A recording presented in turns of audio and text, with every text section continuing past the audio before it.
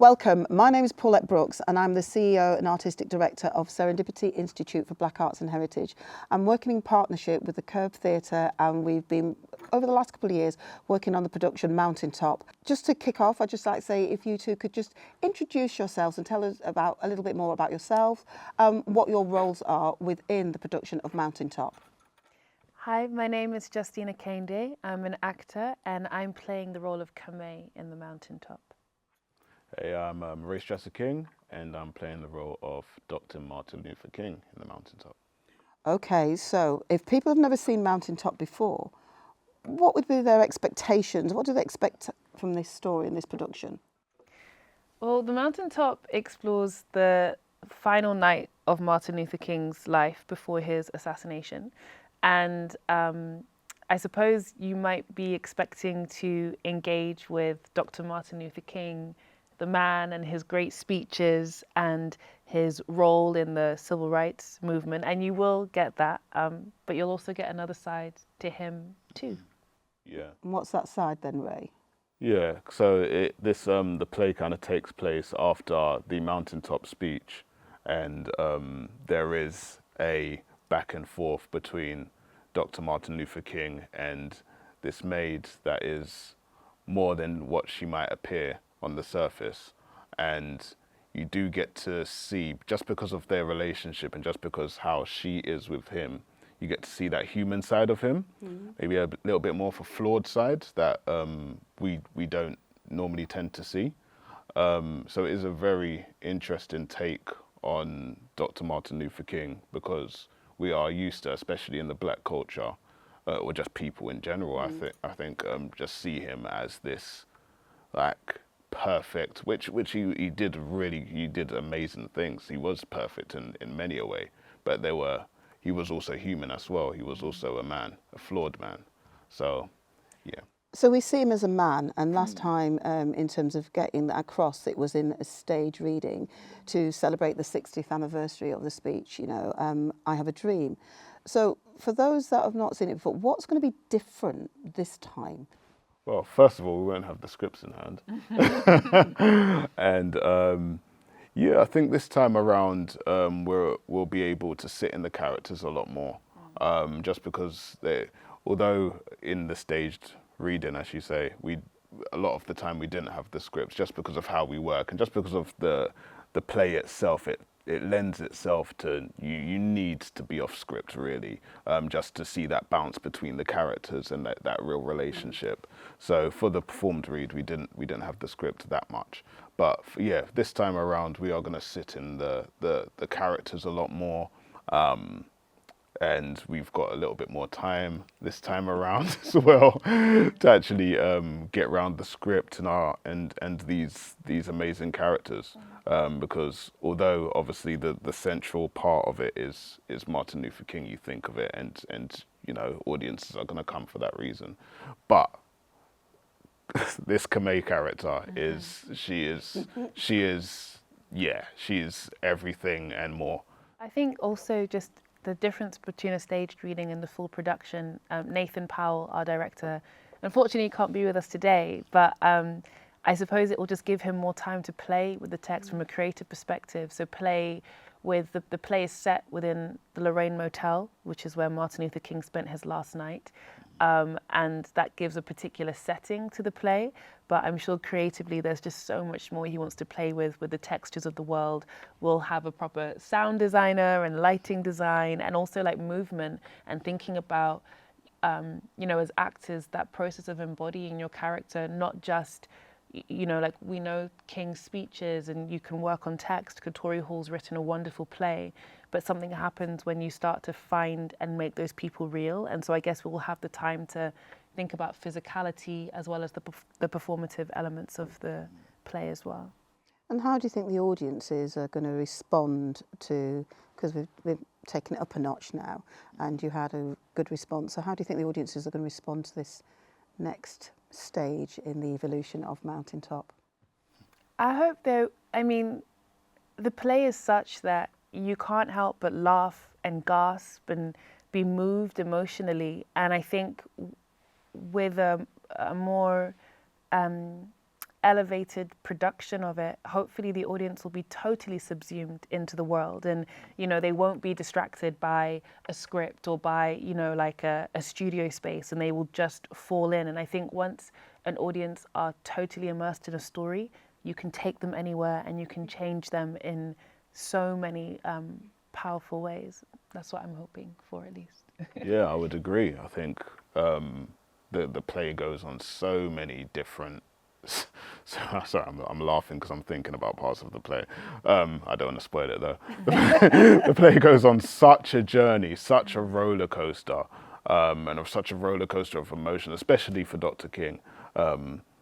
And yeah, that it's going to be difficult, I think, for the audience to not follow that journey and not go on that same ride with him, and to empathize with him as well, because I think we already do in terms of his speeches, and in terms of we kind of feel the man and what he wanted from the world, and we feel his frustration when he was getting that pushback from the world. So I feel like, yeah, when you go into that space, theatre is an immersive space. So when you go into that space and especially because it's going to be in that studio space here, I think it's going to be impossible for the audience not to go along on that ride with him. All right, so in terms of going on along with that ride, why do you think Martin Luther King's legacy has been so enduring and is still so important to society today? He wanted change in so many different areas that weren't just to do with race. He wanted like the poverty line to change. He actually understood the foundation of the problem and the struggle in itself. And he understood that for one man to be free, another man needed to be free. You can't have you can't be something without that other person gaining from that as well. So you need everybody to be on that same level. He completely understood that. And that kind of humanity that he had, I think, is the reason why, and the power of peace as well. And showing that you can be strong by being peaceful. And when especially when others are violent towards you and others are doing violent things towards you, the power of you being peaceful, it kind of, it's like, what do they do next? It kind of disarms them in a way. So there are many powerful ways in which he got his message across. And I think that in terms of the peaceful protest that we see that today. And I feel very much so that he's the one that when we think about a peaceful protest, he's the reason for that happening today. And the power of that is he's shown that, and therefore that's why, yeah, his legacy will always live on, I feel. So how do you Ray, approach playing a real person then, like Martin Luther King? It's tricky because it's obviously in terms of this character in himself, he's a character in a lot of people's mind. Everyone has an idea of what Martin Luther King is to them, whether white, black, Chinese, whatever. Like you have your idea of when you think of Martin Luther King, such as like, when you think of Michael Jackson, that's why it's so hard to play Michael Jackson. Do you know what I mean? Weird comparison, but still there. So it is tricky, and it's also tricky just because this relationship, in terms of what we are doing, what we are portraying on stage, of him being alone and vulnerable, and that human side of him, we don't see that. There are no clips of that. There are no speeches of that. So how do you play that? So I've found the human elements out of the things that he said in his speech, and the rhythmic pattern in which he says in his speech as well. And also when he gets impassioned while speaking, kind of take the essences out of the accent from those points as well, because when we're angry or when we're enraged or when we're passionate, that's kind of when we speak our native tongue. So there are elements of that I've taken and kind of merged, as well as obviously the endless hours of speeches that I've listened to kind of form what he sounds like in my head anyway. And Justina, your role really, or your character, is to get that human side out. Just talk to us a little bit how you're approaching that. Well, I suppose I go back to a previous question you asked, which is that I think for me, when Martin Luther King was a man who lived during a time of extreme violence and oppression.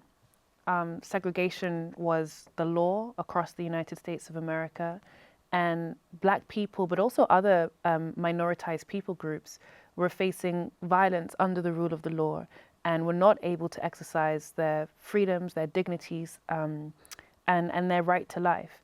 And so, and we see those parallels now in this country. We're witnessing riots taking place, violent mob action taking place across the country, and which is oppressing so many minoritized people across the UK, whether it's Muslim populations, it's Black populations, our South Asian populations.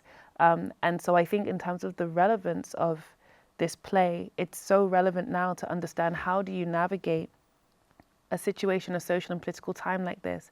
But I think when I consider my character, is that a lot of the time when we look through history, we look at these figures, whether they're political figures or public figures, who gain a platform and sort of lead a movement or try to change an ideology or create new ideologies. And we often forget it's the people, it's your everyday person who is part of that change, for better or for worse. And so I think the beauty of this play is that it puts such a well-known and renowned figure like Martin Luther King, but in relationship with a common person. Kame's character is a maid. And it also, I think what Katori does so powerfully is, specifically when we think about the civil rights movement in the US, but also many other movements of liberation across the world, we often remember the men, and we often kind of can quickly think about male names and male figures who've been part of change. And we fail to recognize the work that women have done, particularly Black women. You know, there were so many Black women who mobilized and continue to mobilize in the fight against racial oppression. And so I think having a Black woman who is a working class woman, who is not polished, who, you know, is very uncouth, you know, and has radical views as well, and who challenges Martin Luther King's views around nonviolence and talks about the realities of the common person who does just want to protect themselves, and what does that mean? And is nonviolence the better way or the only way? And just asks those questions that everyday people are asking. I think that creates a really powerful question. It poses a powerful question to the audience as well. And so I suppose in trying to approach this character, it's trying to be as real as possible, trying to be as unpolished as possible, trying to you know, just think about the way that you ask questions when you're a kid and you haven't become all learned and learned all your academia and learnt your polite ways of interacting. And I think Katori's written that character to do that, to relate with the audience and let them know that the way that they are is also enough. So talk to me a little bit more about Katorna's writing the play, and there's the subtlety of the humour that runs through that as well. It's not just about the serious side of King. Talk to me a little bit more about that. Well, Katori Hall, there's an interview where she says that she's Memphis through and through, and if you were to cut her open, she'd bleed barbecue sauce. and I think that really, for me, really sums up at least what I take, not knowing her, what I take from her writing, that like that kind of the Black Memphis culture just feels like so intrinsic to her writing. The speech patterns, the form of eubonics that comes through. It's the everyday language of her own people that she tries to portray on the page. And I think humor as well just is a really powerful way in which human beings, but especially human beings in states of oppression, how we deal with difficulty and how we deal with hardship and how we find the light, how we find the joy to keep going even when the circumstances feel like, you know, like they're crushing you. And so I think humor is used as a really powerful device to elevate and to play and to also bring out the less serious side of Dr. Martin Luther King as well, and to let him, I don't know, like access his inner child as well, you know, to take off the big man suit and be like, what is it like when he comes off that stage and when he goes home to his children, and how does he laugh and how does he reconnect with your soul? Because if your soul is weary, you can't keep walking. And so I think humor to me represents the way that the light has to always come in to break the darkness. And also I just think that, like, I think comedy in many Black cultures is a part and parcel. Like they'll cuss you out and laugh with you in the same breath.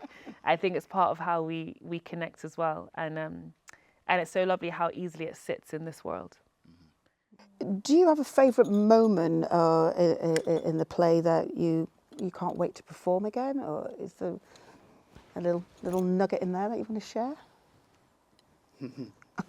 It's made you smile. Yeah. There are, but I also believe that a play is best experienced when watched. And so there are some really, really magical moments that will take your breath away, that will make you laugh and hopefully make you cry, because tears are good and they're important, but it is to be seen and not heard at this stage. Yeah, I obviously don't want to give any spoilers away. And also as well, it's always a difficult one. There are obvious parts of the play that we love, and love separately as well in terms of particular characters, or even what she says in certain terms and what I would say. But it's also the journey of the play is just loving that, loving the roads that you go down. Yeah. And so I love the whole play. The nugget is the whole play. Yeah. But I would personally go to a play like this thinking, okay, I'm going to hear some MLK speeches. It's going to be really like fist in the air stuff, which it is, but it's really not. It's really not. So just knowing that it's not what I would expect it to be, it would make me want to come and see it. So why do you think it's important to see theatre like Mountaintop on a stage? So it's not just a rehearsed reading, it's not just a script that you pick up, it's not something you're learning just in the classroom, but to actually physically come to the theatre and see this type of work. Yeah, because theatre is education. And even as Black people, we can still walk away and be educated from this play. It's not like I said before, it's not a play that's fist in the air. Everything's very much learned in terms of the oppression and all the rest of it. It's not necessarily just that. It's also learning about characters and people and human beings and people that we feel are amazing, and they still are amazing. It doesn't take anything away from them. But also, especially in this kind of cancel culture where people seem not to be able to make a mistake. This man made mistakes, and that's absolutely fine. And he was a great man. So for the audience to come and see that side of things as well, I think is really important. I think in the sense of moving it from being a rehearsed reading into being a fully staged production, it puts honor on a text and honor on a story. And, you know, ultimately we treat things differently depending on how they're presented. And so I think that it allows it to be a full experience that is comparable to watching a Shakespeare or to watching a Tennessee Williams or, you know, to watching a James Graham play or anything that you'd see in any other theatre that you'd pay good money to go and watch. When you see the full-formed production of it, you put honor on it, and so you engage with it very differently. You come and you turn off your phone and you know, you come on time and you have a posture that means that you are able to or willing to engage with the production. So not only is it going to be performing here at the Curve in Leicester, You're also then going to be taking it to Mast at Mayflower Studios in Southampton, and also to the Theatre Royal in Stratford East. So are there any final words that you want to say to the audience, to everybody out there, of why they should come and see this? I mean, personally, it was fantastic. So why they should come and see this fabulous production. Come to be moved, come to be healed, come to have your questions answered, and come so that you walk away asking more questions about how you can show up in this world. Yes, with joy, but also with passion. How come to put honor on the arts as a tool that we need right now to like bring about the change that every single member of society, even if you think you're a person in society that has privilege, like everyone is hurting when one person hurts. I think that's one of the key messages that the play explores. So come to be changed, and come to have a brilliant night at the theatre. Yeah.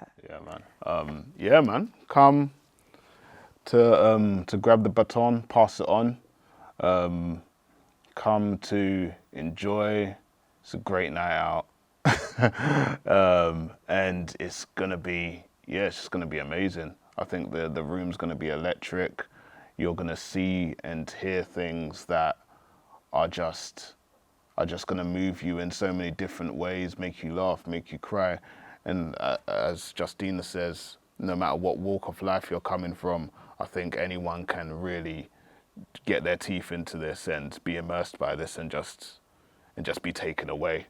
And I think you will definitely take something away from this, and you will kind of walk.